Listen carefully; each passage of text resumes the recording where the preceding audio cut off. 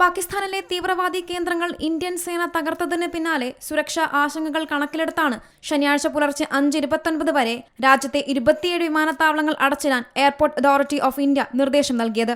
ശ്രീനഗർ, ജമ്മു, ലേ, ചണ്ഡീഗഡ്, അമൃത്സർ, ലുധിയാന, പാട്യാല, ബത്തിൻഡ, ഹൽവാര, പത്താൻകോട്ട്, ഭുന്ദർ, ഷിംല, ഗഗ്ഗൽ, ധർമ്മശാല, കിഷൻഗഡ്, ജയ്സൽമേർ, ജോധ്പൂർ, ബിക്കാനീർ, മുൻഡ്ര, ജാംനഗർ, രാജ്കോട്ട്, ഭുണ്ടലി, ഭുരബന്ദ്, പ്ലോർജല, ഹിൻഡോൺ, ഗ്വാളിയാർ എന്നീ വിമാനത്താവളങ്ങളാണ് അടച്ചിട്ടത്. ഇന്ത്യയുടെ തിരിച്ചടിക്ക് പിന്നാലെ ഏകദേശം 250 വിമാനങ്ങൾ ബുധനാഴ്ച തന്നെ റദ്ദാക്കിയിരുന്നു. ജമ്മു കശ്മീർ മേഖലയിലെ മാത്രം 10 വിമാനത്താവളങ്ങളാണ് സുരക്ഷാ മുൻകരുതലിന്റെ ഭാഗമായി അടച്ചത്. ഈ വിമാനത്താവളങ്ങളിലേക്കുള്ള Air India, IndiGo, SpiceJet വിമാന സർവീസുകൾ പൂർണ്ണമായും റദ്ദാക്കിയിട്ടുണ്ട്. പാകിസ്ഥാൻ പ്രത്യാക്രമണം നടത്തുമെന്ന ജാഗ്രതയിൽ രാജ്യാന്തര അതിർത്തിയിൽ BSF ഹൈ അലേർട്ടിലാണ്.